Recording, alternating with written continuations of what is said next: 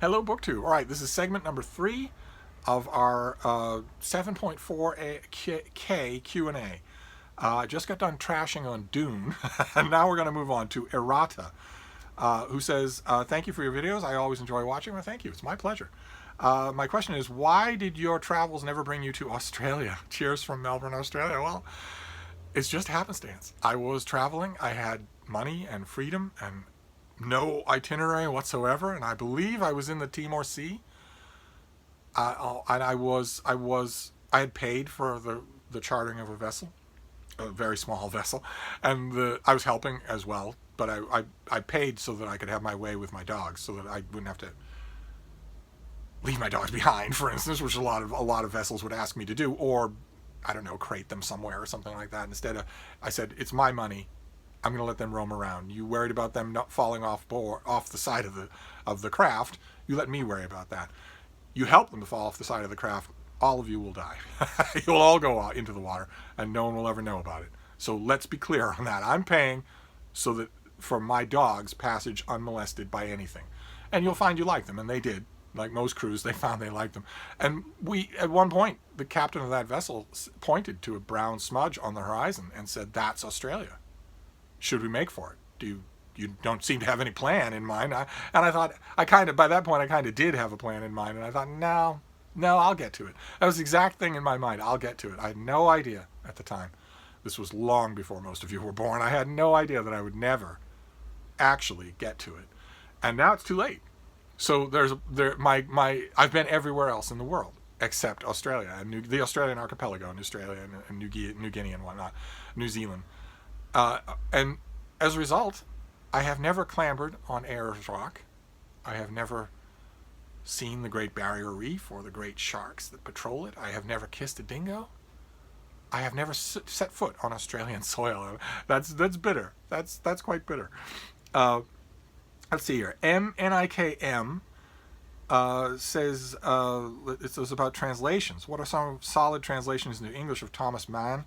Well, Helen Tracy Lowe Porter is the translation that I became familiar with, of course. Like a lot of people, I became familiar with Mann in English through her. And for Dostoevsky, you want a translation. Well, that would be the Michael Katz translation, yes, which has a nice blurb right there on the front cover. So I'm going to go with the Michael Katz translation. And Homer, well, it depends on what kind of a Homeric experience you're looking for. Something that's a little quicker and more idiomatic would be Lombardo. A little stiffer and more archaic might be Fitzgerald. The Fagel's translation is really good and comes with really good supporting material. There are merits to all of those. There's not one that's just a clear winner. The Steve Doctrine wants to know, did you ever meet James Merrill? Was he a nice chap? Yes. Yes, I met James Merrill, and yes, he was nice. Anne Foster asks, your thoughts on the novels of Joyce Carol Oates? Largely very good. I am currently reading Blonde and can't decide if it's a masterpiece or just a big mess. I want to stress that it can be both, and that most masterpieces are. I would argue, in fact, in the case of Blonde, that it is both. So don't be denigrating it for being one and not the other. Gunwitch72 says, thank you for your service. Do you own any Time Life books? Yes, I do. I have one of them in this room. Do I not? Well, I'll never find it. But yeah, I do. I have the Universe volume of Time Life. I think that was Time Life. I used to have a lot of them. I used to have the whole multicolored series of Time Life. But I think the only one I have still is the Universe. And it's a it's a photograph from a bygone era. Anyway, I mean, it's absolutely primitive compared to what we know now. The same volume, it would be the first chapter of the next book, of a new Time Life book on the Universe. But I still enjoy going back to it from time to time. Let's see here. Anthony Supa says, let's see. Once again, thank you for taking my question. Before I ask it, I would like to first ask that you please don't interpret this as an attack on your profession. Uh-oh, this isn't going to be good. I don't mean it to be. It is a question, however, that I often think about. Is it in a book reviewer's best interest to review books positively? After all, negative book reviews don't get blurbed. Also, do you ever find it difficult to vary your language when writing reviews?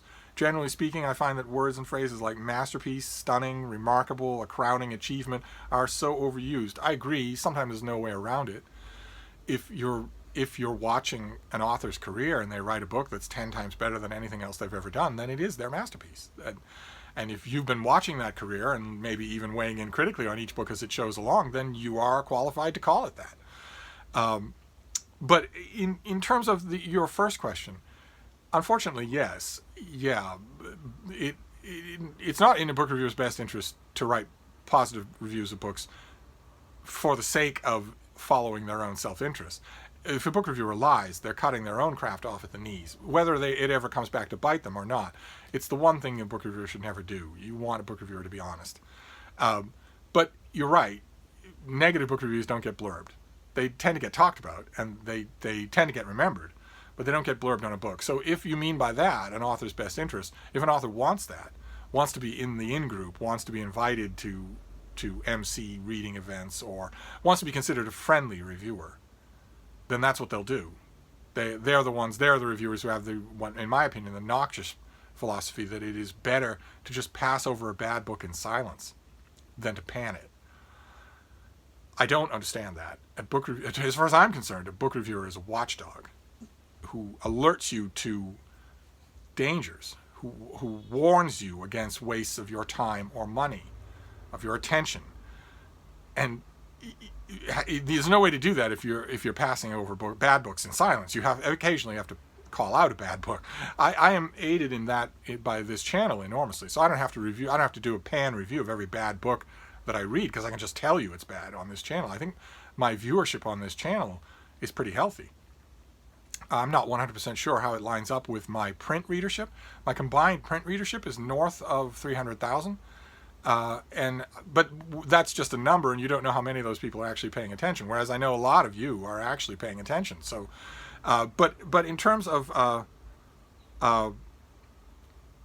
varying the vocabulary, it helps a lot to avoid those overused words. It helps a lot to get into the nitty-gritty of a book.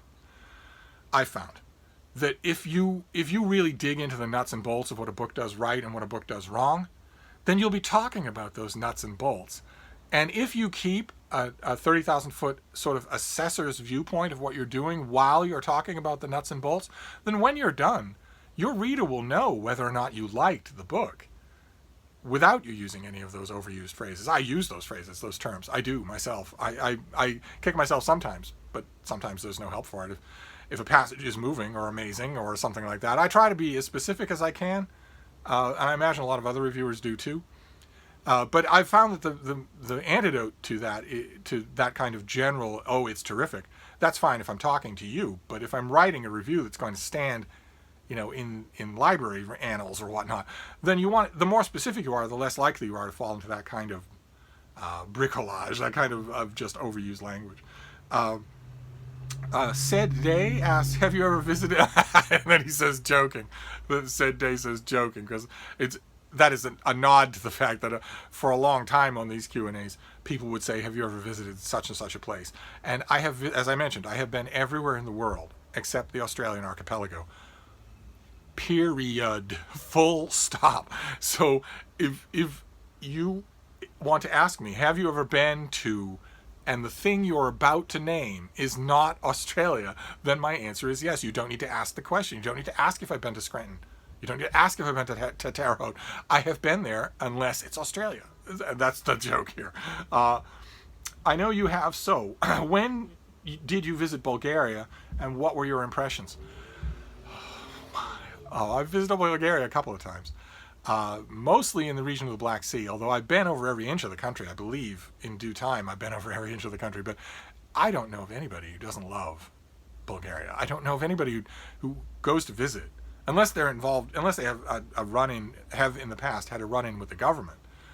I don't know anybody who's touristed, who's vacationed, or just idly visited Bulgaria, who hasn't come away just bursting with superlatives. It's such a beautiful country, and varied, and the history and the culture and the people, and the food. I loved it. Every time I went, I loved it, especially around the Black Sea. Brett Zakari says, why are you an admirer of the Coolidge administration? Is it childhood nostalgia? How dare you? How dare you? I am a 28-year-old stone cold super hottie, and you'd best remember that. But no, I like the Coolidge administration for a lot of the same reasons that have come up already in this Q&A for other presidential administrations.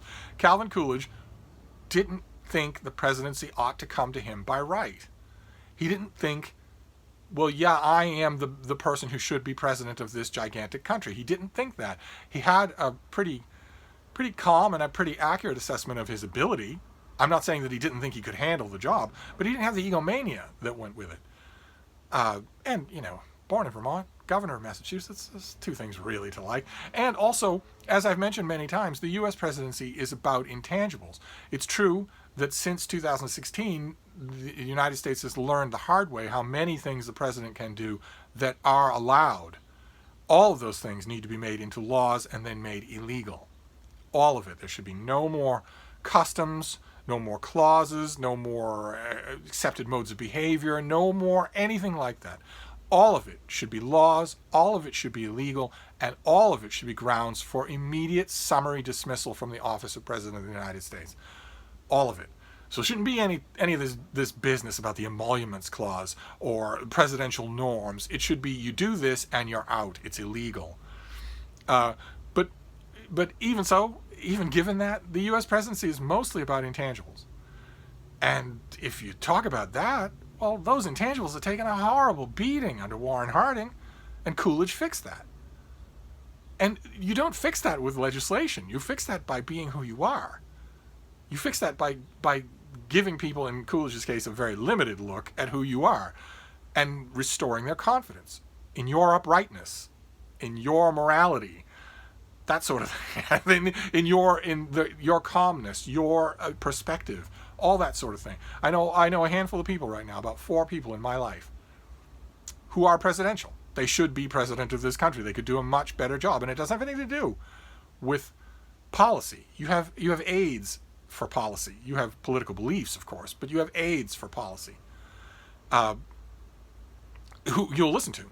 But if you won't listen to them if you think that the presidency is yours by divine right. So Coolidge didn't think that, and that's why. Let's see here. How are we doing for time? Oh, we're fine. Okay. Mac has 3 questions. What happened to the Presidential Library series? I am in need of a long video about JFK. The video about JFK would be very long, but I really, as just like with last week in BookTube, I really need to resume the Presidential Library series. I really need to do that. I said I was going to do it last year, and I didn't. I really need to. I will consider this an official reminder. Question number 2. Since you claim to get very little sleep, yeah, I don't just claim that. I'm not lying. Why would I lie about such a dumb thing? Since you claim to get very little sleep, what are your thoughts on Matthew Walker's Why We Sleep? I like it, although I don't see where they're connected.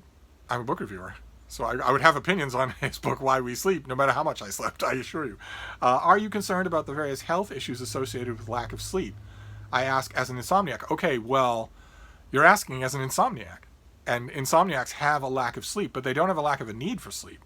That's where their health problems come from. Insomniacs, chronic overworkers, screen addicts, all of those people still have a biological need for 8 to 9 hours of consecutive sleep. And they just don't get it. Insomniacs just don't get it. And that's why they have the nagging health problems that they do. I am not an insomniac. Okay, I am not an insomniac. There's a tiny, tiny fraction of 1% of the human race that just doesn't need that much sleep, and I am one of them. So it's not like 11 o'clock or midnight or 1 in the morning comes around every night and I'm yearning to say, oh gee, I wish I could fall asleep. I'm wandering all around. No. Last night I was hip deep in W.H. Auden.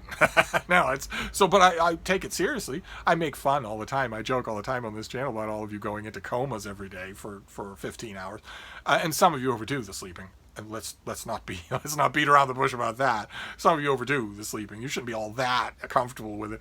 But yeah, undersleeping is a very, very endemic problem, health problem, and it can be very serious. there's tons of lab evidence to prove that lack of sleep is worse for your body than virtually anything else, and that's really bad, and it's easily fixable. And then third question is, what is your assessment of Daniel Webster? Well, I think he's great. Totally fascinating to read about. Just an genuinely impressive figure. RTLLTR has 2 questions. Number 1, have you followed the Prince Valiant comic strip over the years, and your thoughts if you have? I've been thinking about buying a box set. Well, Prince Valiant still continues, right? I'm assuming that's what you mean by over the years. I assume a lot of people. I consider Prince Valiant to be synonymous with Hal Foster, its creator, and its virtuoso artist and writer. And he is long gone. So if Prince Valiant still exists, it won't be him. But his run, if that's what you mean by box set, I don't know. Does the post Hal Foster get collected? I don't know anything about Prince Valiant after Hal Foster. I know a lot about Prince Valiant before Hal Foster. I've written about it. And what is it, Fantagraphics? Somebody is doing oversized, gorgeous, color restored editions of Prince Valiant. They're amazing, just amazing. I wrote up one of their volumes. I think it might have been the first one, and I took the opportunity to do panel by panel comparison. I don't know if that artwork survives over all these years. That those JPEGs could be gone. But I also wrote in that piece. I wrote generously about Prince Valiant and Hal Foster, and I cannot praise it high enough. If you're thinking about getting a box set of those restored books for like the first 4 volumes or whatever they put into a box set, that's a great idea. You will revisit those books often, I guarantee it. They're fantastic. And question number 2, thoughts on Dominic Lapierre? Fantastic writer, fantastic. I've been reading City of Joy and I'm very impressed. Yeah, he's very, very, very good writer. All of them. City of Joy is really, really good, but there are lots of others. His book on what is it? Collins and Lapierre did a book called The Fifth Horseman about what would happen if Manhattan were nuked. Just amazing. Yeah, City of Joy is great too. It's a really good author. I don't have any Dominic Lapierre at the moment. That's really bad. Okay, we're still good. All right. Elisa Cocciarelli, a well-known troublemaker, says, what is the distinguishing factor between a super hottie and a stone cold super hottie? What is your secret to being the latter? It's very simple, my young Padawan. A super hottie has the accoutrements, the same accoutrements that I have: washboard abs, bee-sting lips, wavy black hair, A-frame shoulders, pillowy pecs, gigantic delts, all that sort of stuff. But a stone cold super hottie also has that alluring brain capacity. Super hottie can have nothing going on upstairs. In fact, I sometimes prefer it if they have nothing going on upstairs. But stone cold super hottie will be all of that plus a bag of chips. Morgana Dulac says, let's see here. What are your thoughts on the madness that is The House of Leaves by Mark Danilewski? Yeah, it's Dude Bro Lit. It's quintessential Dude Bro Lit. It is a one long dopamine hit designed to make you cross-eyed, to make you waving in your feet, to make you it's designed to hook you, it's designed to make a drug addict out of you, and it's designed to make no other kind of reading acceptable. And I've seen it have that effect on people. It's not literature in any way. It's not a book in any way, except it's bound and it's got pages. But there is nothing like a controlled plot. There's a record in the middle. Little plastic records you can pull out and play, because why not, right? I mean, it's a video game. If only we could have it so that there were pieces moving around inside the book. It's a total waste of time, and yet Dude Bro authors will swear by it. They will say, well, you can dismiss some Dude Bro lit, but not this. This is clearly literature. Morgana also asks, on top of your head, if you wanted to make a person read fantasy, what would be the first book that you would give them? That's not how I do book recommendations. I would need to know what they like, what they're in the mood for, that sort of thing. Length of book, difficulty of diction, all that sort of stuff. I could come up with a recommendation once I knew that, but I don't make blanket recommendations. No way. And lastly, you and your devious ways are the cause of my now growing historical romance show.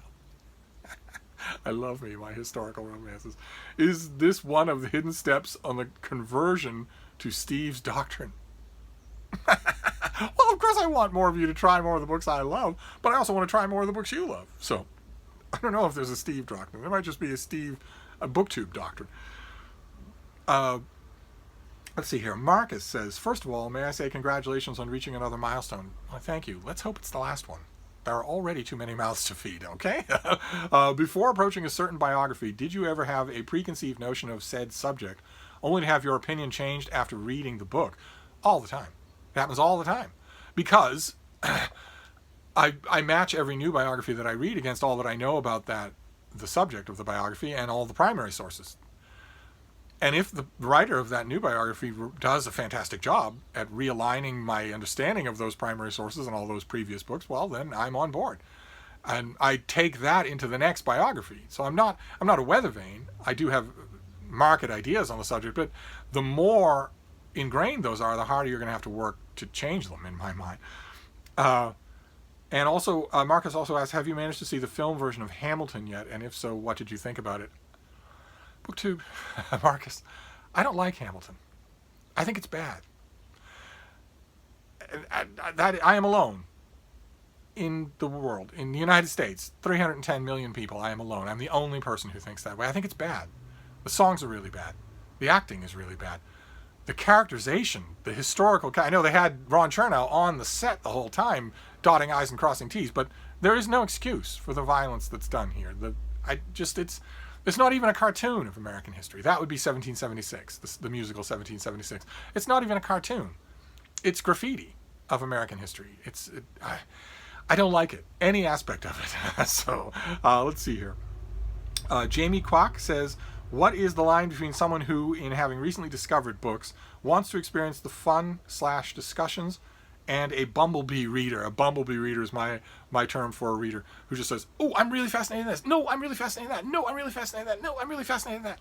And of course, the line between them is a little bit of self-discipline. Now, I know that I could be sued and put in jail in the 21st century for even using the word self-discipline, but nevertheless, a little amount of self-discipline is the key between those two. Decide what interests you and pursue it a little, instead of bouncing around like a ping pong ball. Self-discipline is what will be the difference between those two. How does the former avoid becoming the latter? Well, that's the way, by a little self-discipline. And self-discipline is the one thing that people born in the 21st century do not have. It's not that they don't have as much of it as the previous generation did. They don't have it at all. They don't have any self-discipline at all. None. At all.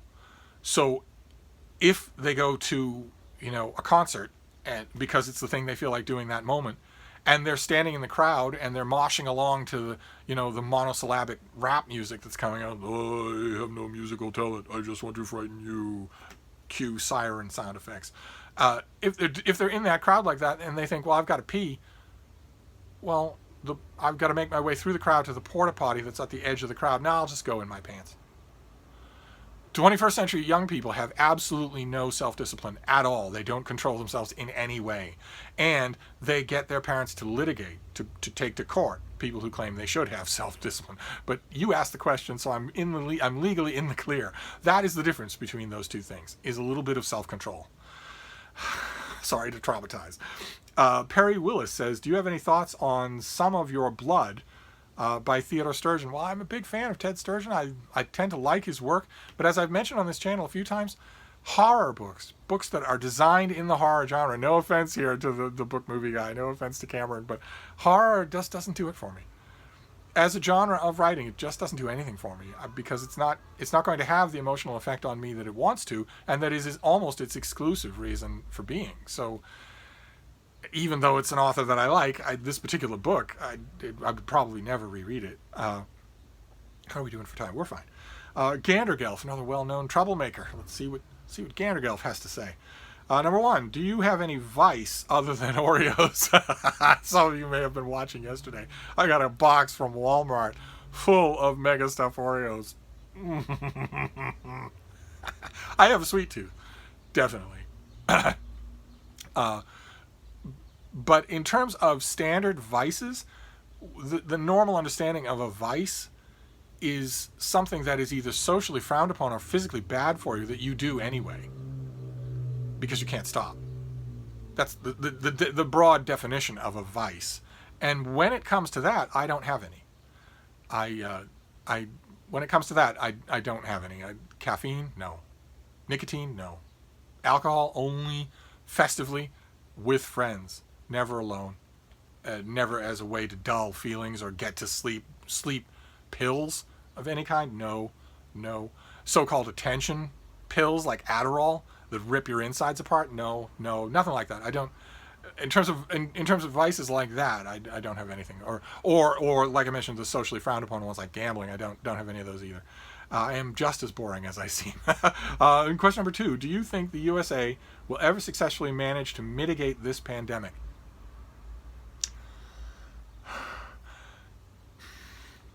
The way to mitigate this pandemic is with a national approach. And a national approach is impossible because of the man in the Oval Office. The man who is President of the United States views any discussion of a national approach as a personal criticism of himself.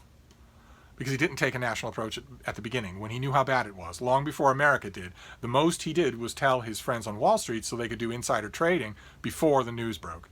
That's the most that he did at the beginning. And he also said that it didn't need a national approach, that it's no big deal. It's obviously a big deal. It obviously needs a national approach. The Defense Production Act, an edict from the White House saying you will wear a mask. Everyone will wear a mask at all times outside. Simple things like that could be done. That Donald Trump hasn't done them because he hasn't done them, he now views it as an insult, something that will make him personally angry if you suggest that they be done. He now views any kind of responsible approach to this thing as an attack on him. He is, in other words, pro-virus. And you can't have an effective national response to this as long as the president is in favor of the virus. So, what you would need is a change of president. And that's not going to happen. So the only thing that is going to change this is going to be the most protracted and gruesome change imaginable. And that is herd immunity. The only thing that's going to happen here is that this pandemic is going to rage uncontrolled in this country throughout the first wave, then a second wave, then a third wave. The economy devastated, businesses shuttered, no one going out, the mortality rates, the death toll every day, the infected toll every day going through the roof until nature lowers those numbers on its own. An unbelievable endgame. But the only one that's going to happen. That is the only thing that will mitigate this pandemic. It obviously doesn't mitigate with the heat. The only thing that will mitigate it now is just that it will run its course. How unbelievably grotesque is that? A country of 300 million people just going to let a virus run its course rather than take control of it. And the only reason why you can't implement an effective national policy is because of who is president. One stupid man has caused all of this. A very rare instance in history where that is actually true. One man stands in the way of this because his toadies won't propose the kinds of things the president should long since have done to react to this pandemic. And now it's done with, because since he hasn't done it, and since he believes that he is always right in every decision, then if he didn't make that decision 4 months ago, 5 months ago, then he was right not to make it. And he's right not to make it again. He's right not to do it now. If he wasn't going to do it then, he shouldn't do it now. That's the kind of... everybody has an old, doddering, vicious relative that's like that. This is that person, and he is president of the United States. As long as that is true, there can't be an effective national policy here. We're lucky that this is a republic, a representative republic. We're lucky that governors and mayors have a huge amount of local power. They ought to seize more of it. I have been against the increasing power of the executive branch for 50 years. Now would be a perfect time for states to take back the powers that belong to them and defang the presidency so that this doesn't become an issue again. But in terms of the pandemic, that's what's going to happen. Trump is going to win re-election in November and continue to say, look, the virus got me where I am. No, we're not going to create any kind of policy against this. Not at all. Nope. We're not going to do anything against this. If you say that, then you're saying I'm an illegitimate president, and I'll call you fake news. So what's going to happen is going to be the most demographically nightmare scenario imaginable, which is that this thing just runs through the population. Millions of people dead. Whole economy dead. And then when in 2026 or something like that, you can say, well, everybody's had it. Almost everybody's had it. Well, then it'll be like the flu. Sorry, wish I'd had a better answer there. Bonus question for Frida. Frida is not the star of this show, Missy. Eyes on the prize. I'm the cute one. But anyway, what is your question being? She's dead as a doornail on the floor. What is your favorite kind of food? Rachel Ray makes a kind of these little plastic cups of gourmet dog food that have, you know, farm grass-fed meat and recognizable vegetables and no preservatives or whatnot. She really likes those. She really likes those. She encountered them first at the old farmhouse up in Vermont, and she really likes them. I dole them out, infrequently, just so that she isn't slopping on them all the time. We're going to wrap this up. All right, so we're coming back to, I think it's part 4 that we're doing. We'll resume with part 4.